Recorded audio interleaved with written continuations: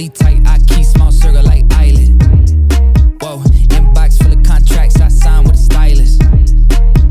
Yeah, blue faces blowing up like violet. Semua cerita berbentuk fiksi, jadi mau dimengerti dan juga bijak dalam berkomentar. Terima kasih. Happy reading.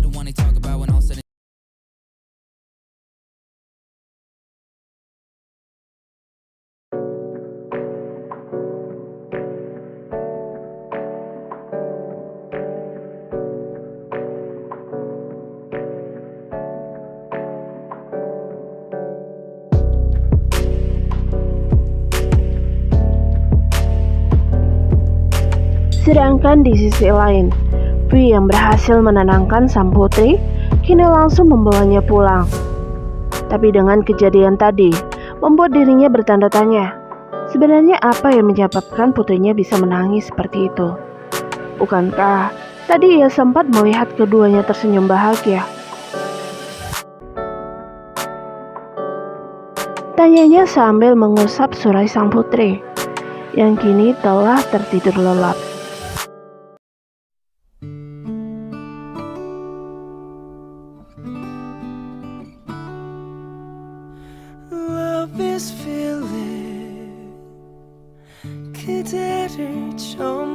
Ian yang baru saja diberikan izin untuk beristirahat pukul 4 tadi pagi oleh suaminya. Kini ia malah kembali dipaksa untuk membuka matanya kembali. Padahal ia masih sangat mengantuk dan juga letih. Bahkan untuk membuka mata saja, ia sudah tidak memiliki tenaga lagi.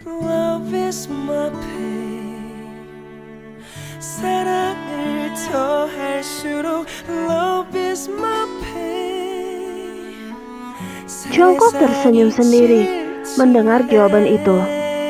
Ya, ia sadar apa yang telah ia lakukan bersama sang istri. Tapi sungguh, tadi malam itu sangat luar biasa.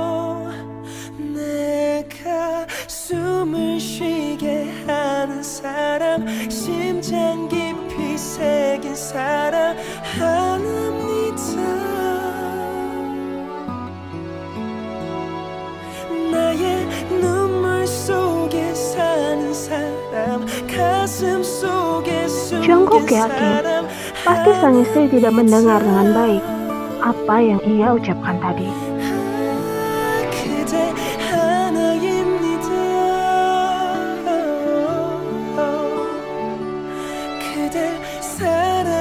Semua pertanyaannya N dijawab Jungkook dengan gerakan kepalanya saja.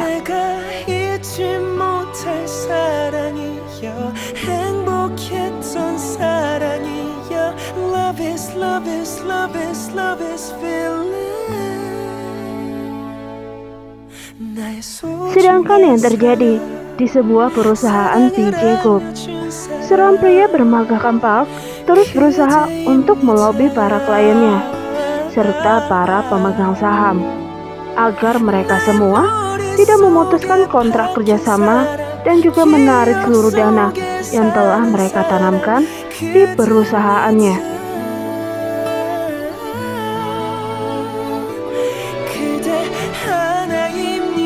Tanya Jimin kepada sang asisten, sekaligus merangkap menjadi sekretaris pribadinya.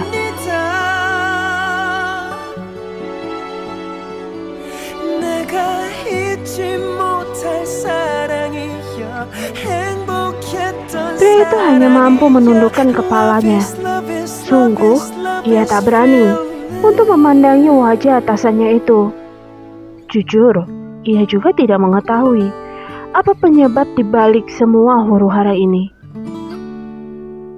Akan tetapi, di sela-sela pembicaraan mereka, ponsel Jimin pun berbunyi dan tertulis nama Iren pada layar ponselnya. Dan begitu ia mengangkat panggilan tersebut, terdengar suara wanita yang tengah kesal, bercampur marah kepada dirinya.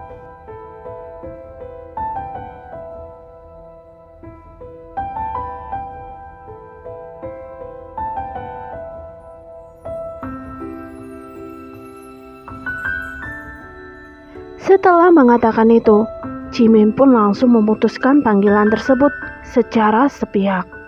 tanpa ada sedikit pun mempedulikan respon yang akan diberikan oleh wanita di seberang sana.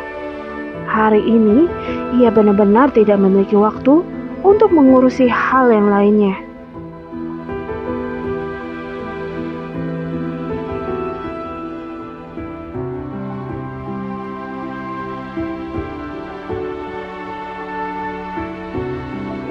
Setelah sang sekretaris keluar dari ruangannya, tiba-tiba muncul sosok pria parubaya.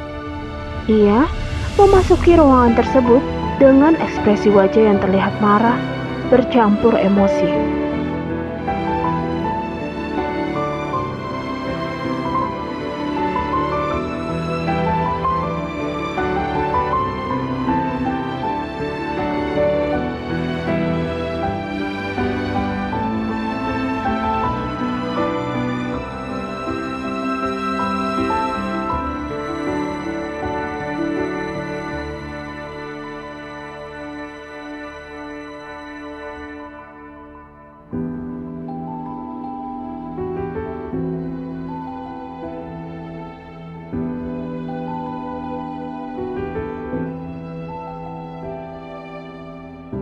Nayeon mengucapkan itu terlihat begitu santai, seperti orang yang tidak memiliki beban hidup sama sekali. Entahlah, padahal sebenarnya ia juga dalam kondisi sedikit frustasi, sebab semenjak ia dipecat, ia sama sekali belum mendapatkan pekerjaan dan juga penghasilan tetap. Sedangkan hutang kartu kreditnya setiap bulan terus berjalan.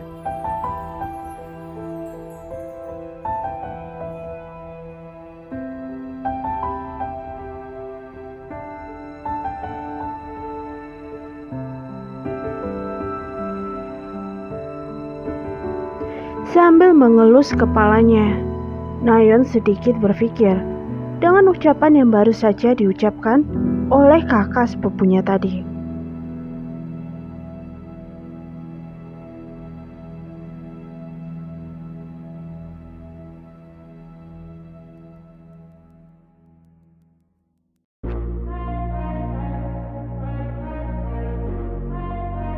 Dengan segera, Nayeon pun langsung mengetik nama pria itu dari daftar kontak yang ada di ponselnya. Dan setelah ia menemukannya, ia pun langsung membuat panggilan telepon.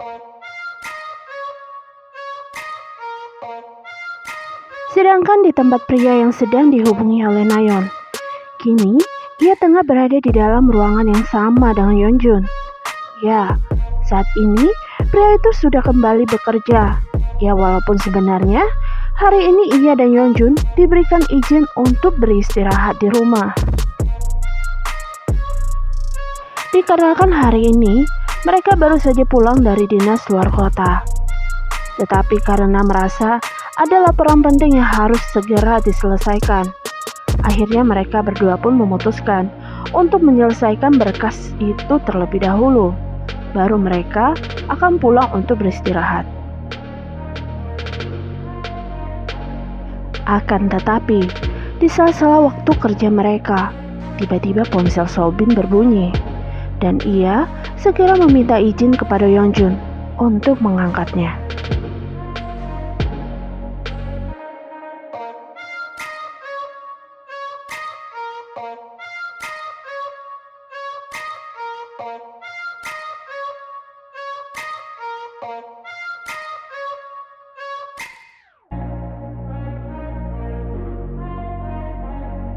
Mendengar Sobin menyebutkan nama Nayeon, Yeonjun pun langsung menghentikan pekerjaannya, dan ia meminta pria itu untuk mengubah panggilan tersebut dalam mode speaker, agar ia juga dapat mendengar suara wanita itu. Ya, walaupun ia melakukan perintah tersebut hanya dengan gerakan mulut saja.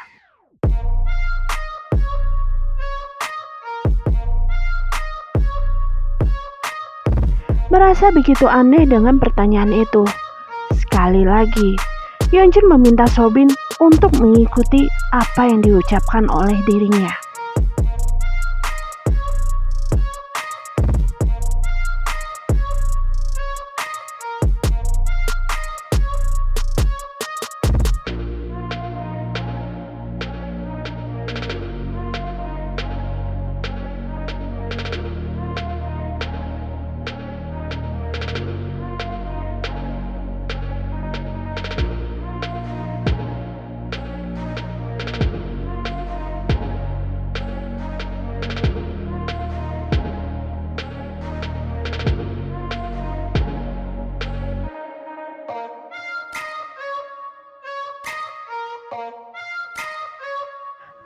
jawaban Sobin. Nayeon pun langsung merasa tersinggung.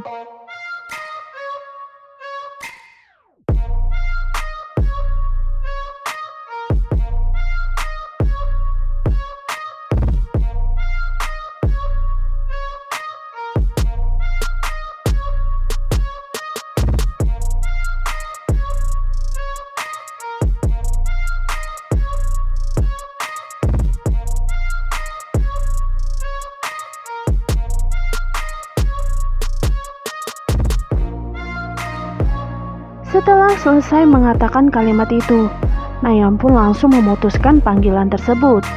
Sedangkan Sobin sendiri, ia dilanda kegelisahan. Ia takut akan dipecat karena telah melakukan sebuah kesalahan besar.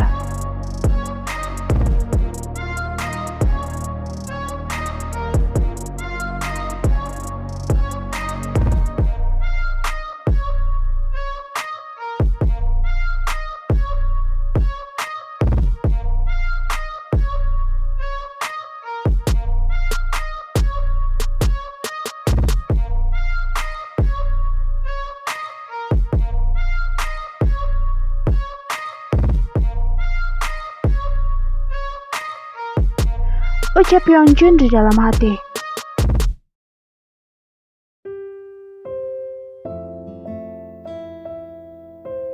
Ucapnya dengan bangga karena merasa telah berhasil mengelabui Sobin.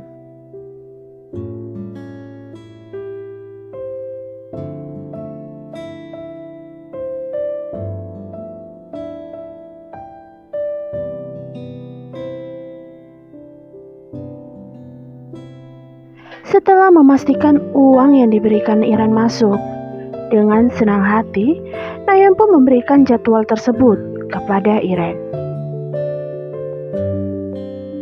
Sedangkan di tempat yang berbeda, di mana Jungkook dan Yeon kini berada.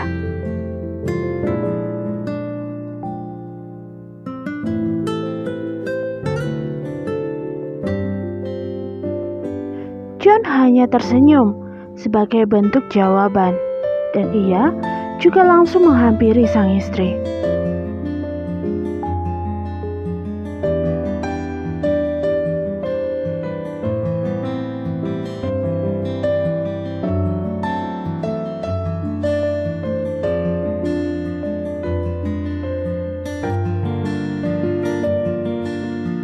Untuk ucapan Jungkook kali ini, Yeon merasa itu semua hanyalah sebuah modus belaka.